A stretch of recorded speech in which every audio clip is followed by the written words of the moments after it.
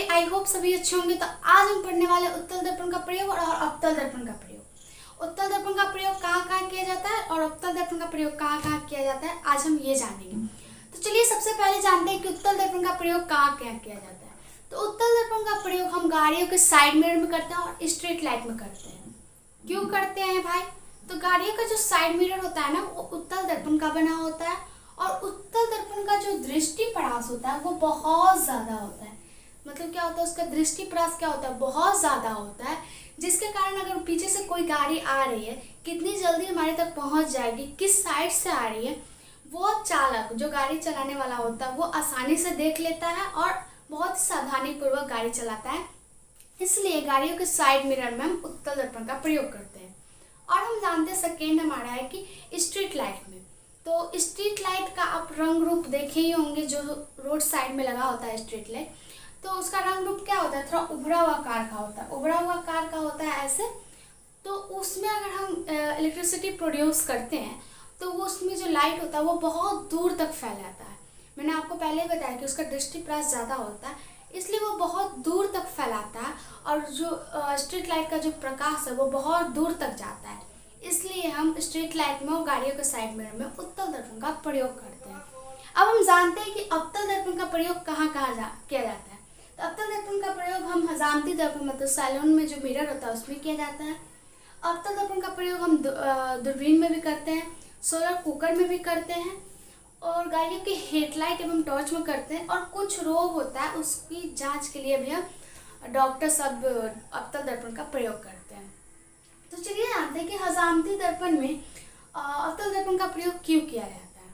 तो मैंने आपको एक रूल पढ़ाया है कि P एंड F के बीच कोई वस्तु रखते हैं, P एंड F के बीच कोई वस्तु को रखते हैं तो उसका इमेज कहाँ बनता है, दर्पण के पीछे बनता है, मिरर के पीछे बनेगा, प्रिंसिपल एक्सिस के ऊपर बनेगा, इसलिए आभासी एवं सीधा और आवर्धित प्रतिबिंब बनाएगा। इसलिए हजामती दर्पण सैलून मिरर में हम अवतल दर्पण का प्रयोग करते हैं।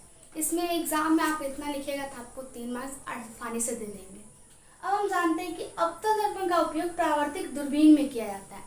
देख सकते हैं आप फिगर, और फिगर आप लोग नोट करते जाइएगा और फिगर के साथ आप लोग अगर बनाइएगा एग्जाम में तो कोई भी एग्जामिनर जो होगा कॉपी चेक करने वाला वो आसानी से समझ आएगा कि हाँ आपने पूरे अच्छे प्रैक्टिस किया। तो इसलिए जानते हैं कि अवतल दर्पण का उपयोग परावर्तित दूरबीन में किया जाता है। इसका ये फिगर हमारा आँख है और दूरबीन से हम देख रहे हैं। तो हम थर्ड जानते हैं कि सोलर कुकर में। तो सोलर कुकर में हम अवतल दर्पण का प्रयोग क्यों करते हैं। सोलर कुकर में तो खाना बनाते हैं, लेकिन इसमें अवतल दर्पण का प्रयोग क्यों किया जाता है। सोलर कुकर में अवतल दर्पण का प्रयोग क्यों किया जाता है, क्योंकि अवतल दर्पण का एक गुण होता है कि अगर कोई किरण समांतर किरणें आ रही है, अगर कोई किरणें समांतर किरणें आ रही है तो वो सारी किरणों को क्या कर देता है, एक जगह संतरित कर देता है, मतलब एक जगह मतलब एकत्रित कर देता है, जिससे वो ऊर्जा फैलती नहीं है, एक जगह संतरित हो जाती है और एक जगह संतरित होने के कारण वो सारा ऊर्जा एक जगह लगती है, जिसमें सोलर कुकर में जो कोई खाना होता है तो वो आसानी से पक जाता है।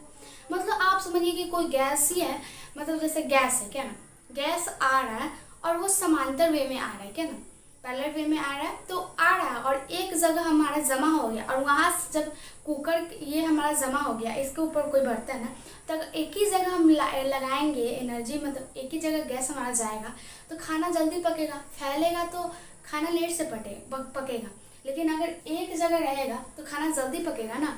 इसलिए सोलर कुकर में भी हम अवतल दर्पण का प्रयोग करते हैं। अब हम जानते हैं कि गाड़ियों के हेडलाइट में एवं टॉर्च में अवतल दर्पण का क्यों प्रयोग किया जाता है। तो इसका एक फिगर हम समझेंगे कि हम F पे कोई बस F पे हम टॉर्च जलाते, मतलब F पे क्या करेंगे, हम प्रकाश रखेंगे क्या ना, और F से प्रकाश जाएगी, निकलेगी, ये देख रहे हैं निकल रहा है और निकल के ये अवतल दर्पण से टकराएगी। मतलब ये हमारा समझिए ये टॉर्च है क्या ना, ये हमारा फोकस है, यहाँ से लाइट आया और ये इस पे टकराया, इस पे जाके टकराया, इस पे टकराया, वो पीछे से टकराएगा ना, पीछे से टकराएगा और उसका ऊपर आकर समांतर में फैल गया। देख रहे हैं आप कि F पे एक लाइट हम डाले, वो F पे हम लाइट डाले, ये निकला समांतर वे में और अवतल दर्पण से टकराया और अवतल दर्पण से टकराने का अर्थ यह मुख्य अक्ष के समांतर हो गया, जो प्रिंसिपल एक्सिस है उसके समांतर हो गया, उसके पैरेलल हो गया, जिससे अगर वो लाइट निकलेगा, पैरेलल होकर जब लाइट निकलेगा, मुख्य अक्ष के जब समांतर हो जाएगा तो ये बहुत दूर तक जाएगा। क्या होगा? बहुत दूर तक जाएगा। इसलिए आप लोग गौर करिएगा कि गाड़ियों का हेडलाइट में जो लाइट जलता है वो बहुत दूर तक जाएगा और एकदम सीधा जाता है, या फिर टॉर्च भी चलाते हैं तो उसका लाइट क्या जाता है? बहुत सीधा जाता है। इसलिए गाड़ियों के हेडलाइट में भी और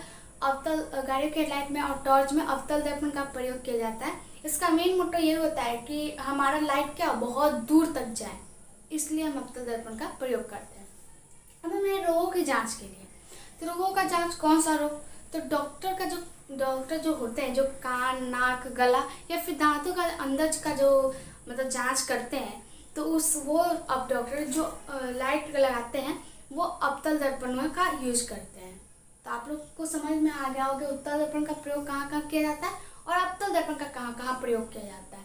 तो आज के लिए इतना ही, मिलते हैं नेक्स्ट वीडियो में, तब तक के लिए take care, bye bye, thank you.